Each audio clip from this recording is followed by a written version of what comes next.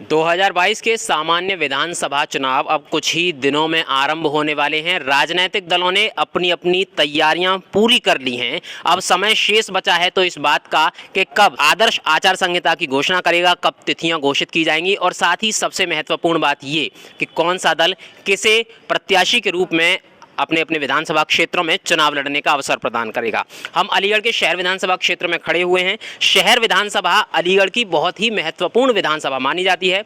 शहर विधानसभा में 3,86,519 लोगों की वोटिंग है और इस वोटिंग में ऐसा माना जाता है कि शहर विधानसभा में मुस्लिम आबादी भी अच्छी खासी है। लगभग 1,30,000 की वोटिंग यहाँ मुस्लिम्स की है, जबकि लगभग 2.5 लाख की आबादी यहाँ पर हिंदू वोटिंग भी है। तो एक बड़ी बात मानी जाती है कि क्या मुस्लिम मतदाता चुनावों को प्रभावित कर पाएंगे या नहीं कर पाएंगे। इन सभी बातों को ध्यान में रखते हुए जो भारतीय जनता पार्टी मौजूदा जो सत्तारूढ़ दल है वो अपनी किलेबंदी उसी के अनुसार करता है। जैसा कि देखा भी जाता है कि भारतीय जनता पार्टी द्वारा ध्रुवीकरण जो वोटों का किया जाता है वो इसी आधार पर किया जाता है, क्योंकि लगभग 2.5 लाख की वोटिंग होती है हिंदू, जबकि मुस्लिम वोटिंग 1,30,000 की लगभग यहाँ पर मानी जाती है। वहीं दूसरी तरफ अगर ये देखा जाए कि जो दलित वोट है अगर वो कहीं ना कहीं कटा तो समीकरण सारे के सारे बिगड़ जाते हैं। हालांकि ध्रुवीकरण का उद्देश्य ये होता है कि सारे हिंदू वोट को एक करके जो है सत्तारूढ़ जो दल है मौजूदा वो चुनाव जीत सके। हमारे साथ यहाँ बहुत सारे लोग मौजूद हैं,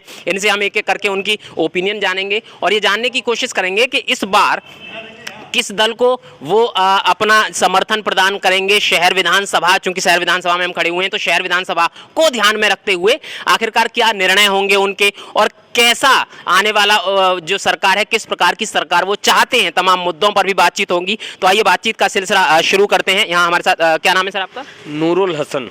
नूरुल हसन जी मौजूद हैं। नूरुल हसन जी, विधानसभा के चुनाव अब नजदीक है, आने ही वाले हैं विधानसभा के चुनाव। आपने वर्तमान की आप सरकार को देख रहे हैं, भविष्य में कैसी सरकार की परिकल्पना करते हैं आप?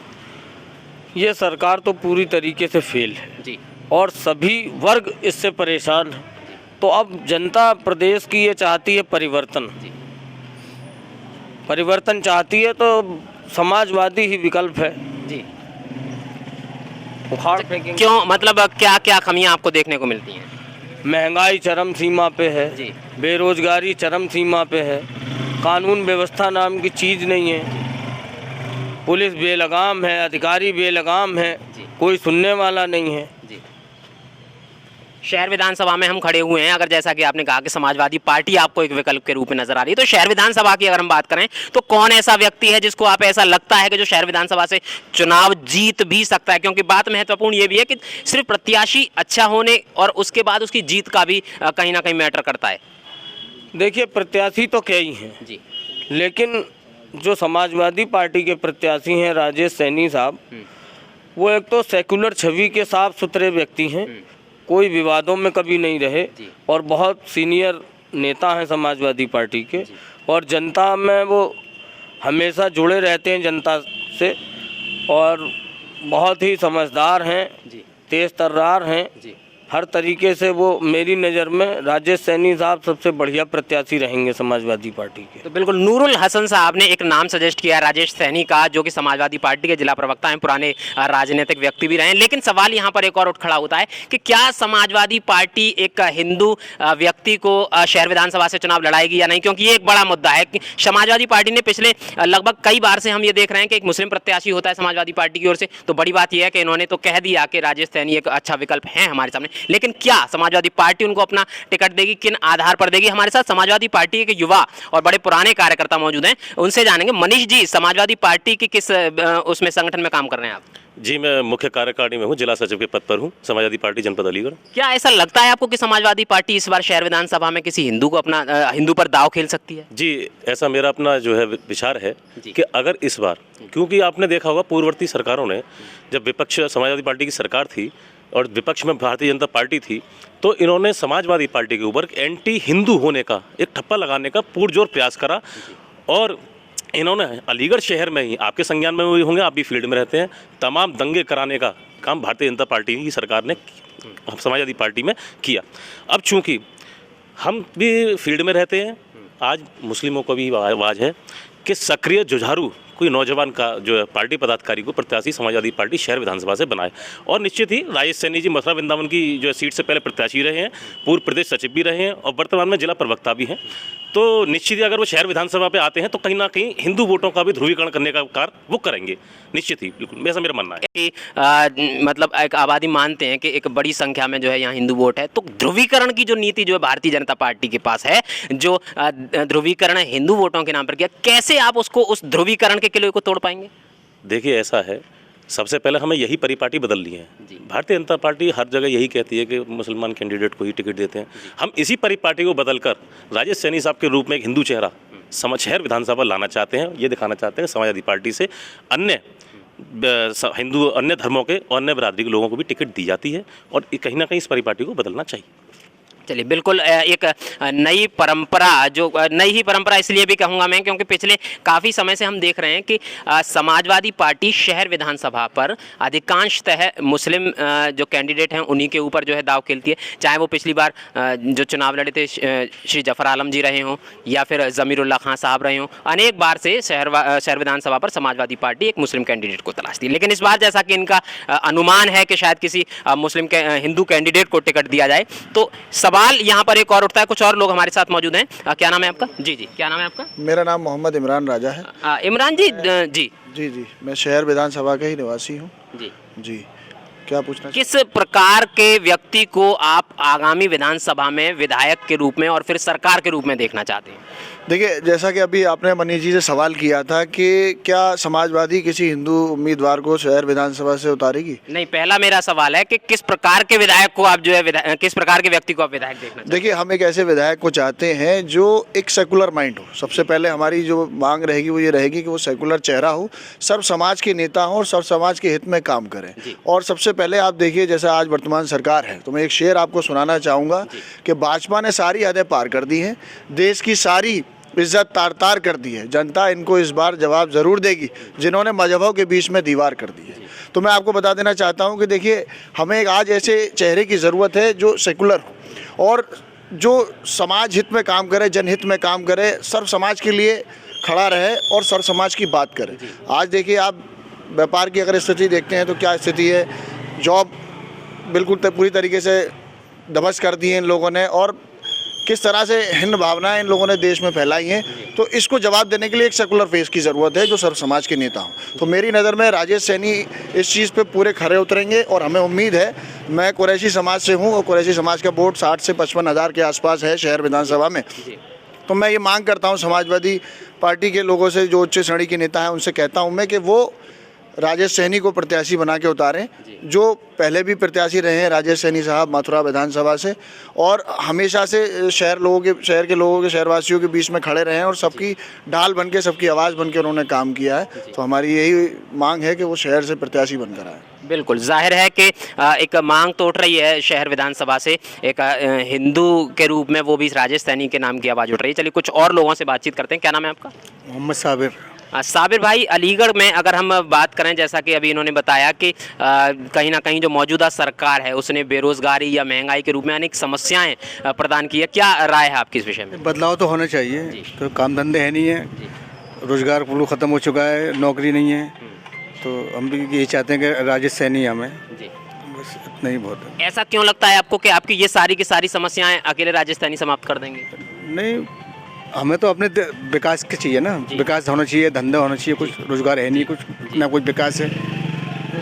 तो क्या आपको विकास और रोजगार, ये सारी समस्या आपको ऐसा लगता है राजेश सैनी जी के माध्यम से समाप्त हो जाएगी? नहीं, अखिलेश जी भी आएंगे जी, वही साथ साथ अखिलेश जी, मैं तो अखिलेश जी है ना। जी। बस चलिए, बात ये उठकर आ रही है कि अगर समाजवादी पार्टी की सरकार आएगी तो इनकी बेरोजगारी जैसी अनेक समस्याएं हैं जो कि समाप्त हो जाएंगी या महंगाई जैसी समस्या समाप्त होगी। लेकिन कहीं ना कहीं हम ये भी पाते हैं कि पिछली सरकार पर, जो समाजवादी पार्टी की पिछली बार प्रदेश में सरकार थी, वहाँ अनेक बार इस प्रकार के आरोप लगते थे, अपराधों की प्रवृत्ति बढ़ जाने के, गुंडाई होने के, इस प्रकार के आरोप लगते थे। तो आरोप प्रत्यारोप का दौर लंबा दौर है, ये चलता रहेगा। पिछली बार भी जो है लोगों की बेरोजगारी की समस्या हुआ करती थी, इस बार भी बेरोजगारी की समस्या है। एक युवा हमारे साथ मौजूद है। क्या नाम है आपका? मेरा नाम हसनैन है। क्या करते हैं आप? मैं स्टूडेंट हूँ। कहाँ पर? बीटेक इंजीनियरिंग कर रहा हूँ विजन इंस्टीट्यूट से। अच्छा, विजन इंस्टीट्यूट से आप इंजीनियरिंग कर रहे हैं। अच्छा, ये बताइए कि क्या आपको किस प्रकार की सरकार की आप उम्मीद करते हैं इस बार? सरकार तो एक सेकुलरिज्म को स्थापित करना चाहिए और सरकार को मतलब कोई एक सेकुलर व्यक्ति को प्रत्याशी को खड़ा करना चाहिए। उन्हें सोच ऐसी नहीं हो कि हिंदू मुसलमान पे लड़ाई हो रही है, उस सोच का कोई प्रत्याशी नहीं खड़ा करे। मतलब सेकुलर हो हर जगह प्रत्याशी, तो देश अपने आप तरक्की करेगा।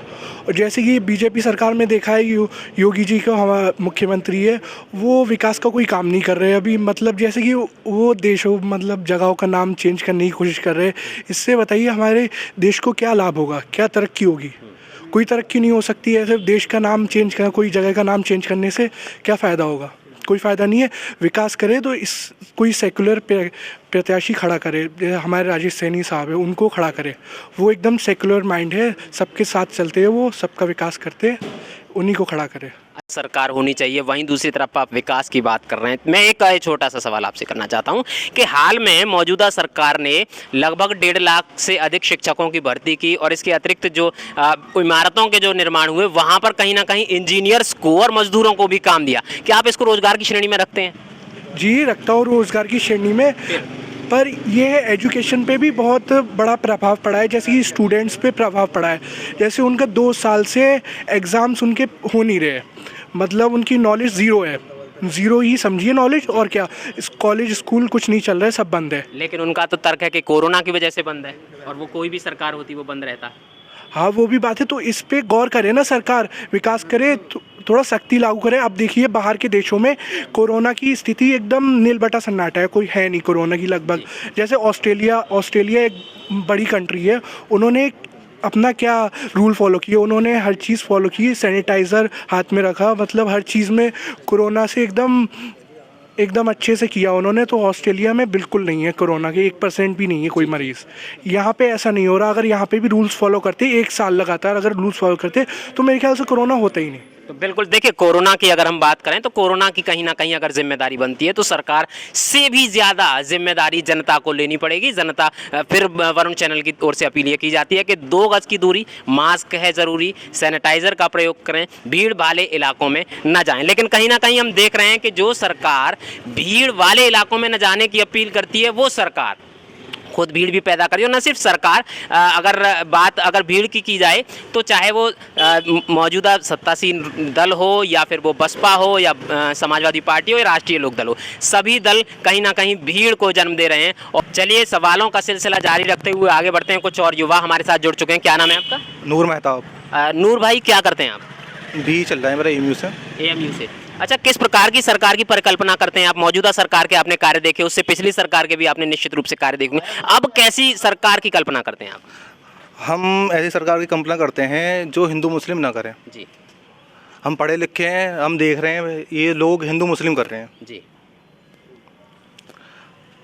हिंदू मुस्लिम खत्म होनी चाहिए और अखिलेश की सरकार आनी चाहिए। अच्छा, अखिलेश यादव की सरकार को आप मानते हैं कि समस्याओं का समापन हो जाएगा? जी जी बिल्कुल। रोड देखिए अखिलेश ने बनवाए, हाईवे अखिलेश ने बनवाए, लेकिन ये अपना नाम कर रहे हैं कि हमने बनवाए। लेकिन भारतीय जनता पार्टी के लोग तो कहते हैं कि अगर ब्रह्मांड में कोई भी अगर ग्रहों का भी निर्माण होगा तो अखिलेश यादव उसको भी अपना नाम दे देंगे। क्या आपको लगता है कि ये राजनीति है या फिर सत्य है? जाहिर सी बात है, राजनीति है जी। तो बिल्कुल कहीं ना कहीं जो भारतीय जनता पार्टी के जो तर्क हैं उनको राजनीति का नाम दे रहे हैं युवा। तो बड़ी बात ये देखने में आ रही है कि कहीं ना कहीं जो मौजूदा सरकार है उसके ऊपर एक धर्म विशेष की राजनीति करने और सांप्रदायिक तरीके से वोटों का ध्रुवीकरण करने का आरोप लगाया जाता है और उसी के माध्यम से चुनाव वर्तमान में, चाहे वो युवा वर्ग हो या फिर वो प्रौढ़ उम्र का वर्ग हो या फिर बुजुर्ग वर्ग हो, सभी लोगों का ये मानना है कि कोई ऐसी सरकार की उनको इस बार आवश्यकता है जो बिना किसी भेदभाव के विकास की राजनीति करे और हर क्षेत्र में, चाहे वो रोजगार की क्षेत्र हो या फिर वो इंफ्रास्ट्रक्चर डेवलपमेंट का क्षेत्र हो या फिर शिक्षा का हो या फिर चिकित्सा का क्षेत्र हो, विकास की हर स्थान पर दरकार है। तो उम्मीद की जाती है कि आने वाली सरकार जनता को विकास का तोहफा देगी। एक और युवा हमारे साथ मौजूद है। क्या नाम है आपका? मेरा मोहम्मद अरशद। मोहम्मद अरशद जी, क्या करते हैं आप? मैं बिजनेस करता हूँ। क्या बिजनेस करते हैं? गारमेंट्स का बिजनेस। अच्छा, गारमेंट्स का आप बिजनेस करते हैं। मौजूदा सरकार से कितनी उम्मीदें थी आपको, कितनी पूरी हुई और कैसी सरकार की कल्पना करते हैं? सरकार की कल्पना करते हैं हम जो धर्म के नाम पर राजनीति ना करे जी और विकास करे सरकार हमारा। और उम्मीदें तो बिल्कुल खरी नहीं उतरी सरकार। 5% GST को बढ़ाकर 12% कर दिया गया कपड़े के उस पर। और बिल्कुल हम चाहते हैं कि आने वाले वक्त में अखिलेश की सरकार आए, सपा सरकार बने। अच्छा, अभी ऐसी चर्चा हो रही थी कि जूते और कपड़े पर जो GST में वृद्धि की जाएगी, उनमें से किसी पर से GST हटाई भी गई है शायद जो सरकार ने। ऐसा माना जा रहा है कि जो व्यापारियों की मांगों को सुनते हुए GST कम की है। ऐसा कुछ नहीं हुआ, 5% से बढ़ाकर 12% कर दी गई कपड़े के कम पर। तो आपको उम्मीद है कि समाजवादी पार्टी धर्म की राजनीति नहीं करेगी? बिल्कुल कभी नहीं की। लेकिन देखा यह गया है कि शहर विधानसभा से समाजवादी पार्टी ने सदैव एक मुस्लिम प्रत्याशी को इसलिए चुनाव लड़ाया ताकि मुस्लिम वोटों का ध्रुवीकरण किया जा सके, और हिंदू वोट तो समाजवादी के पास रहते ही हैं, चाहे उनके अपने पार्टी के वोट हों या फिर उनके जाति विशेष के वोट हों। क्या कहेंगे? नहीं, बिल्कुल ऐसे नहीं है। इसके लिए एक नया चेहरा सामने आ रहा है, राजेश सैनी साहब। हम उनका समर्थन करेंगे, उनको हम वोट देंगे।